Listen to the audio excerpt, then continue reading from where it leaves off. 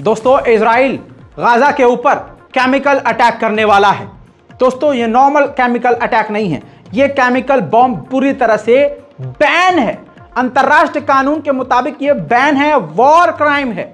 हमला करने से पहले आपको बता रहा हूं, पूरा प्लान बता रहा हूं, ये मामला कैसे होना है। ये होगा ऐसे कि हमास को खत्म करने के लिए, गज्जा के लड़ाकों को खत्म करने के लिए उनके टनल और सुरंगों में जमीन के नीचे इजराइल ने केमिकल डालना शुरू कर दिया है। यह केमिकल पहले से ही बैन है। इस केमिकल को मेरे पास जो अभी खबर आई है वो है ये कि वो डालना शुरू कर चुका है और अमेरिका के कई कमांडर एक्सपर्ट गए हैं। मैंने कल की रिपोर्ट बताया था, उनके सुपरविजन में ये काम किया जा रहा है। होगा इससे ये कि ये केमिकल जाएंगे और पूरे सुरंग में फैल जाएंगे और ये गैस ऐसी फैलेगी, ये केमिकल ऐसा फैलेगा कि इसके चपेट में जो भी लड़ाके आएंगे वो 12 से 18 घंटे के लिए पैरालाइज हो जाएंगे और फिर उनको बेहोशी की हालत में इजराइल कत्ल कर देगा और अपने जो हॉस्टेज हैं उनको रिहा कर देगा। दोस्तों ये सबसे बड़ी ब्रेकिंग न्यूज़ है, लेकिन क्योंकि खबर 1 मिनट की बता के जाना बेकार है मेरे लिए और आपके लिए भी, तो सुनिए अगली खबर। अगली खबर यह है कि फ्रांस के तेवर बदले हैं। फ्रांस को अरब देशों के दौरे के बाद कुछ समझ में आया है।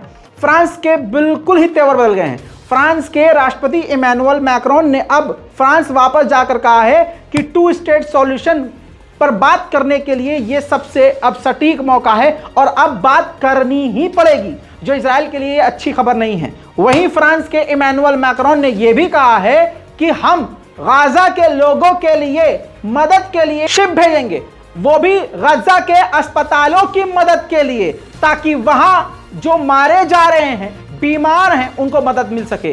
दोस्तों ऐसी मदद का ऐलान तो किसी अरब देश ने नहीं किया, ऐसी मदद का ऐलान तो तुर्की तक ने नहीं किया, लेकिन फ्रांस ने क्यों किया?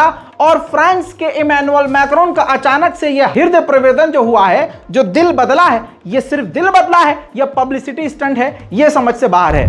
मेरे दोस्तों इमैनुअल मैक्रोन की वो बात बताने वाला हूं जो इजराइल को चुभेगी। इजराइल को निशाने पर लेते हुए इमैनुअल मैक्रोन ने कहा कि अगर वो ग्राउंड पर हमला करता है, जमीनी हमला गजा में शुरू करता है, तो ये इजराइल की गलती होगी, इजराइल की एक बड़ी गलती होते हुए उसको एरर बताया कि इजराइल का ये एरर होगा।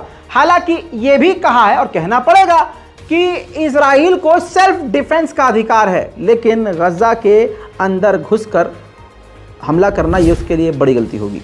वहीं एक और खबर, जमाल नाम के एक और पत्रकार को इजरायली एयर स्ट्राइक में मौत की नींद इजराइल ने सुला दिया है। दोगलापन यहां देखिएगा, भारत के लोगों का भी जो बहुसंख्यक समाज से हैं और पूरे यूरोप का भी। 2 साल की जंग में 1500 यूक्रेन के बच्चे मारे गए हैं और 1 से 1.5 हफ्ते के अंदर इजराइल ने 3000 फिलिस्तीनी बच्चों को कत्ल कर दिया है। उधर इजराइल के एक्स डिफेंस मिनिस्टर ने कहा है कि जिन लोगों ने गजा छोड़ा है वो 1 साल तक अपने घर वापस नहीं आ सकते। हर तरह से दिमागी तौर पर भी हमला किया जा रहा है गाजा के लोगों पर। ये देखिए, वॉर कैबिनेट से इजराइल के नेतन्याहू ने मुलाकात करी है, जोरदार प्लानिंग चल रही है, कुछ बड़ा होने की आशंका है, दुआ कीजिए। अब जाकर बाइडेन ने माना है कि मैं मानता हूं कि इनोसेंट यानी बेगुनाह मारे गए हैं गजा में, लेकिन मैं इस बात पर श्योर नहीं हूं कि जो अमाउंट बता रहा है, जो डिटेल गाजा दे रहा है कि हाँ 3000 मारे गए, 6000 मारे गए, मैं इस पर यकीन नहीं करता। अगले ही इस कातिल की बात सुन लीजिए। बाइडेन ने कहा कि मैंने कोई डिमांड नहीं करी है इजराइल से कि वो हमलों को रोके या फिर ग्राउंड ऑपरेशन को रोक दे। अमेरिकी हाउस का जो नया हाउस स्पीकर बना है, उसने पहले दिन ही ऐलान कर दिया और बिल पास कर दिया कि हम हर तरह से, साम दाम दंड भेद से भी हर तरह से इजराइल को सपोर्ट करेंगे। वीडियो नहीं दिखाऊंगा ताकि मैं चाहता हूं इस वीडियो के ड्यूरेशन में, कम ड्यूरेशन में आपको बड़ी जानकारियां दे सकूं। इराकी शिया मिलिटेंट ने, जो कि कुवैत, कतर और कई जगह पर अमेरिका के ठिकानों पर हमला करने की धमकी दी है, उसके बाद कुवैत में जो अमेरिका की एम्बेसी है उसने आधिकारिक तौर पर जानकारी दी है, ऑफिशियल स्टेटमेंट है और ट्वीट किया है, जानकारी दी है, वेबसाइट पर भी, न्यूज पोर्टल पर भी है कि अब हम, अमेरिका कह रहा है, अब हम कुवैत की एम्बेसी और जहां जहां हमें खतरा है वहां हम अपनी मूवमेंट को कम कर रहे हैं। दोस्तों यूएन पूरी तरह से फेल हो रहा है। अमेरिका पहले जो है एक रेजोल्यूशन लाया कि सीज फायर गाजा में नहीं होना चाहिए, लगातार हमले होते रहने चाहिए। तो भैया इसको सपोर्ट लोगों ने किया, लेकिन वीटो पावर का इस्तेमाल किया चाइना ने और रशिया ने, और इस अमेरिका के रेजोल्यूशन को पास होने नहीं दिया। फिर रशिया उसी वक्त एक नया रेजोल्यूशन लाया कि सीज फायर इसी वक्त हो जाना चाहिए। तो इसके पक्ष में चाइना और रशिया ने यह रेजोल्यूशन रखा था, इसके पक्ष में वोट ही नहीं डले और अमेरिका ने अपनी वीटो पावर का इस्तेमाल करके इस बात को भी रद्द कर दिया। यानी यूएन पूरी तरह से फेल हो रहा है, मजाक बना हुआ है। अमेरिका के एक सुपर अधिकारी ने बताया है, अमेरिकी अधिकारी ने, कि गजा के अंदर इजराइल की मिलिट्री के साथ अमेरिका की फोर्स भी घुसी थी, लेकिन टुकड़े टुकड़े हो गए उनके। हाँ, मैं वो पूरा ट्वीट दिखाऊंगा, ट्वीट का आप डिस्क्रिप्शन पढ़िएगा और उनके बयान को भी सुनिएगा। यानी पीछे हटना पड़ा, अमेरिका के टॉप अफसर ये बोल रहे हैं और ये इंटरनेशनल मीडिया में बोला है। We have no real army anymore. The army is down to perhaps what, 450,000. How much of that is ready to fight is open to debate. Much of it is sitting in Eastern Europe right now.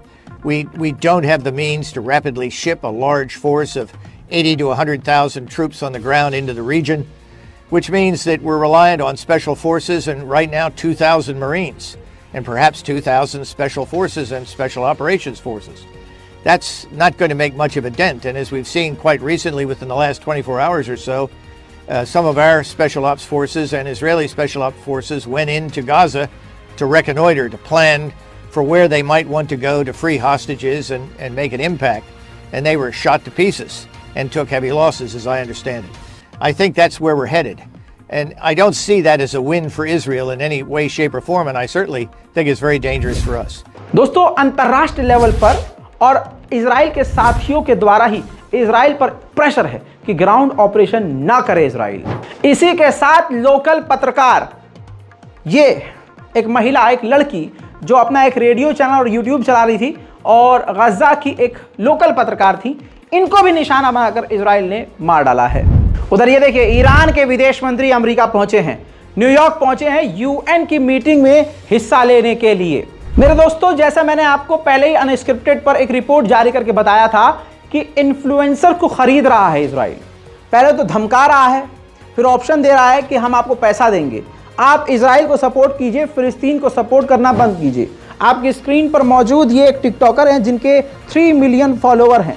इन्होंने जानकारी दी है खुद सामने आकर और email भी दिखाया है इजराइल का कि इनको $5,000 सिर्फ कुछ ही इजराइल के समर्थन में वीडियो बनाने के लिए दिए जाएंगे, जिसको इन्होंने सीधा रिजेक्ट कर दिया है। Cause and we respect your dedication to important issues. However, we believe that there may be some misunderstandings and misperceptions regarding Israel, and you have fallen for the lies of the rabid dogs. What the f? We are willing to offer you $5,000 to go live and pledge your support for Israel. We aim to provide you with resources and experts who can make you see the truth. Your voice is influential, and we believe. दोस्तों, फिलहाल की इस report में इतना ही। Channel को जल्दी से subscribe कर लीजिए और हमारा दूसरा चैनल आप जानते ही हैं, रजाग्राफी अनस्क्रिप्टेड, जिसका लिंक डिस्क्रिप्शन में मौजूद है। उस चैनल को भी जाकर सब्सक्राइब करें ताकि ज़्यादा से ज़्यादा आपके लिए जो ज़रूरी खबर है मिलती रहे। जय हिंद।